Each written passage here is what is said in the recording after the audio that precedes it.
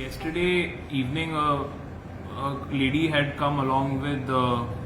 officials of the British consulate in Goa, and they had given a complaint that the lady who was staying in Arambol area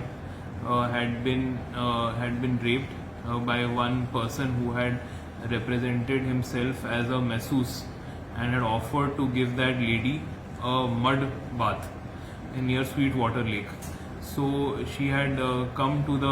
she had gone with that person near the Sweetwater Lake, and there this incident had happened where he had misbehaved with her and